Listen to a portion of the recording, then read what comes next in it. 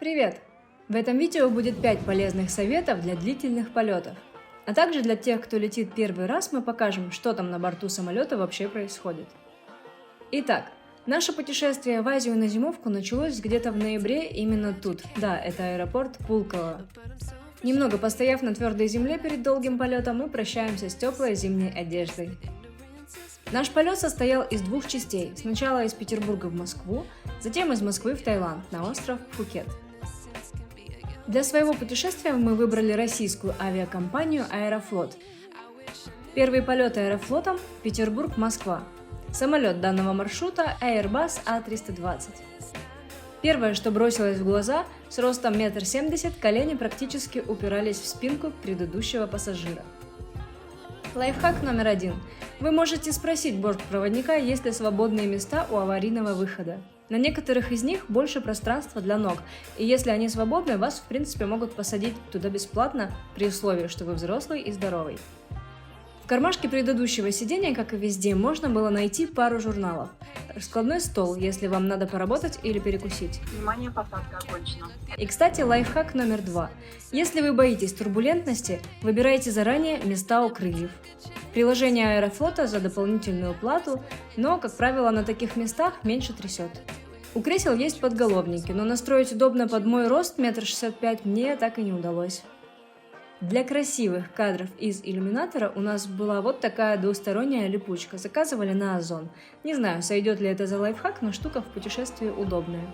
Крепится просто, одна сторона на телефон, другая на окно.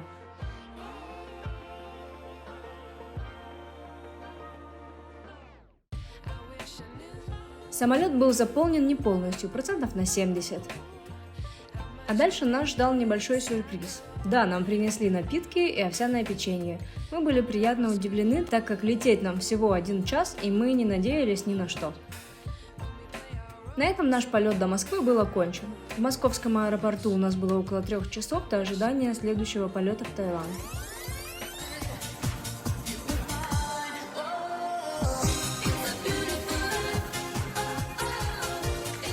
Мы, естественно, были в предвкушении, но со стороны это выглядело, конечно, скромнее. Посадка на рейс в Таиланд началась вовремя и без всяких задержек. Мы заходим на борт самолета Boeing 777-300. Вот так выглядят места повышенной комфортности. Вы можете доплатить за увеличенное пространство. А пока вот места, на которых полетим мы с вами.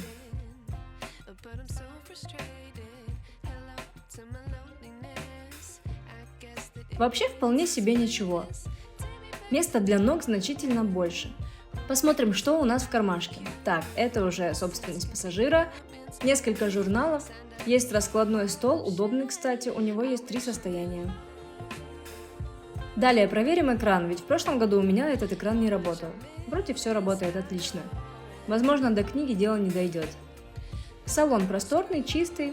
Давайте посмотрим, какой набор для полета приготовил нам Аэрофлот. Тут у нас есть тапочки, маска для сна, гигиеническая помада и беруши. В прошлом году еще была надувная подушка. В туалете есть одноразовые зубные щетки и паста. Мы уже выбрали себе фильмы, которые будем смотреть. Здесь, кстати, можно выбрать еще какие-нибудь игры. Объявили, что мы закончили посадку.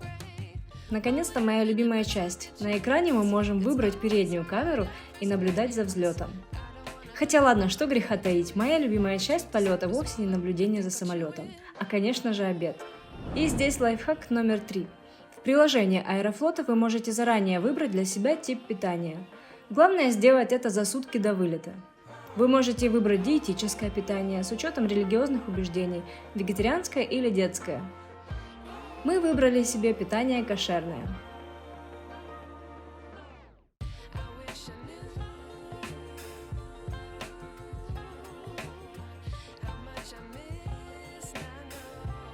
Так, тут у нас есть булочка, мармелад, ягодный джем, закуска из баклажанов и хумус. Надеюсь, вы видели фильм про Зохана?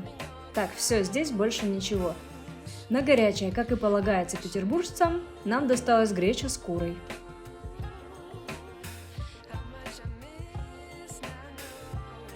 Проверили наш ужин на сертификат. Сертификат найден. Лайфхак номер 4. На борт самолета всегда загружают больше еды, чем это необходимо. Если вы вдруг не наелись, просто попросите бортпроводника о дополнительной порции, он вряд ли вам откажет. Мы немного поспали и начался ночной дожор, так как сразу всю порцию нам не удалось осилить. Мы доедали ее ночью. Давайте посмотрим, что у нас осталось. Закуска из мяса птицы, это по сути ветчина. Обычный десерт из перетертых ягод. Довольно вкусный. И на нашем рейсе, как на хорошей свадьбе, не обошлось без драки. Но сотрудники довольно быстро все уладили, обошлось без экстренной посадки. Я так и не поняла, из-за чего сыр-бор, наверное, из-за чего-то очень важного. Ну вот, наступило утро, судя по карте, мы уже почти на море. Нам принесли наш кошерный завтрак – блинчики с фруктово-ягодной начинкой. С этой упаковкой так быстро справиться у меня не получилось. Что в нашей коробочке? Конечно же, хумус. В коробочке почти такой же набор, как в обед. Ягоды, перетертые с сахаром, сате из сладкого перца, закуска из рыбы и мармелад к чаю. И, конечно, горячие блинчики.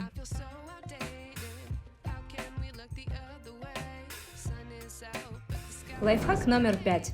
В длительных перелетах ваш организм очень сильно обезвоживается. Вы можете взять на борт пустую бутылку и вместо того, чтобы постоянно звать стюардессу со стаканчиком воды, попросите наполнить вашу бутылку один раз, и вам спокойнее, и ей проще. По крайней мере, в Аэрофлоте мы много раз летали, пили воду, чай, кофе, вода там нормальная. Ну и тем временем мы уже прилетели. Подписывайтесь на канал, будем рады лайкам и комментариям.